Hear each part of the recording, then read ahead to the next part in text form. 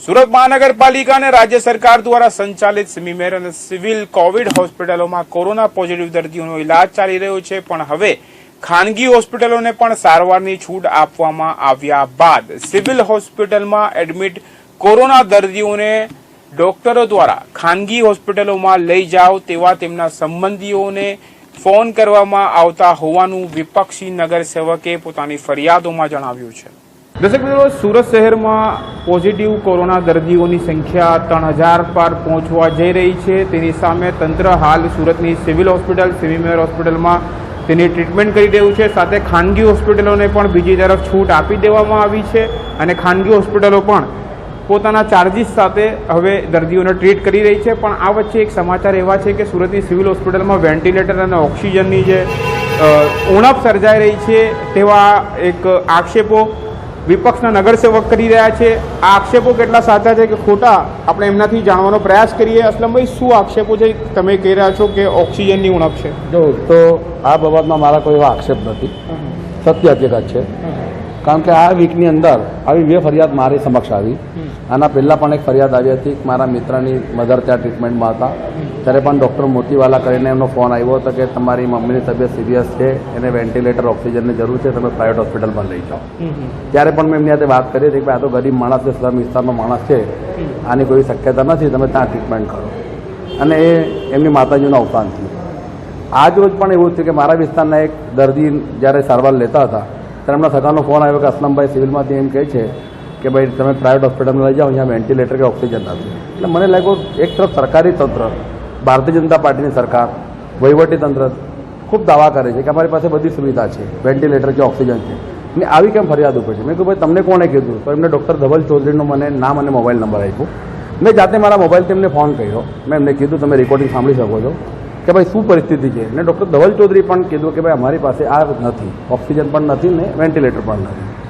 તો કઈ જગ્યા? સિવિલમાં? સિવિલ કોવિડ હોસ્પિટલમાં।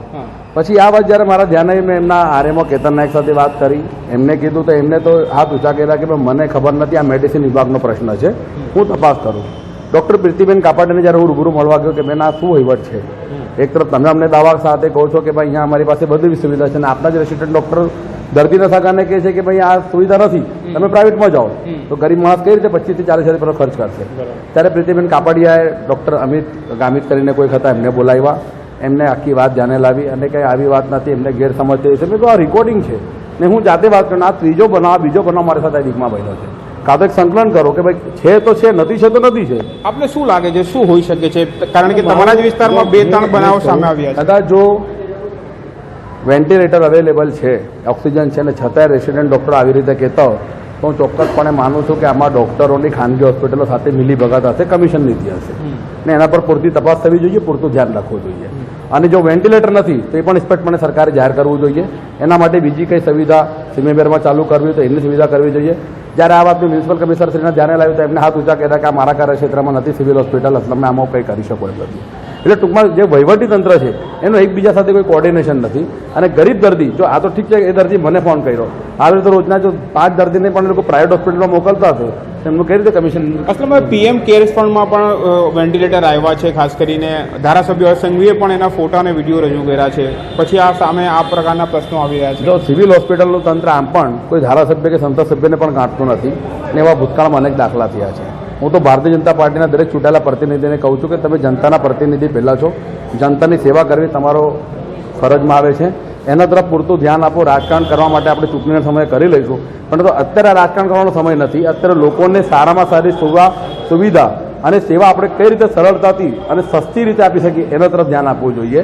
જ્યારે આજની તારીખે તમે જોશો તો હવે કોવિડના પેશન્ટો માટે પ્રોફેશનલિઝમ થઈ ગયું છે। પ્રાઇવેટ હોસ્પિટલ હોય કે બીજા અન્ય હોસ્પિટલમાં પણ તમે જો તો ચાર્જિસના નામે હજારો રૂપિયાનું રોજની વસૂલાત થાય છે। એક પેશન્ટ માટે 25 થી 40 હજાર રૂપિયા એવરેજ એનું બિલ નીકળે છે પર ડેનું।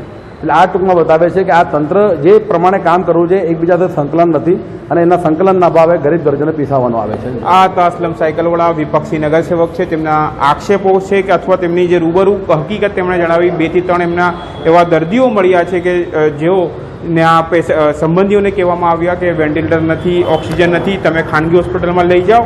એટલે એક તરફ તંત્ર દાવા કરે છે કે દરેક ઇક્વિપમેન્ટ છે, દરેક સાધનો છે, અને બીજી તરફ આ પ્રકારની જે ઘટનાઓ સામે આવતી હોય છે. આ અંતર્ગત ચોક્કસપણે આરોગ્ય વિભાગ, રાજ્ય સરકાર, આરોગ્ય મંત્રી અને મુખ્યમંત્રી સુધીએ આમાં ખાસ ધ્યાન દોરવાની જરૂર છે કે ખરેખર સિવિલ હોસ્પિટલ સુરતની પરિસ્થિતિ શું છે. કેમેરામેન અલમાસ ખાન સાથે કાદિર શેખ,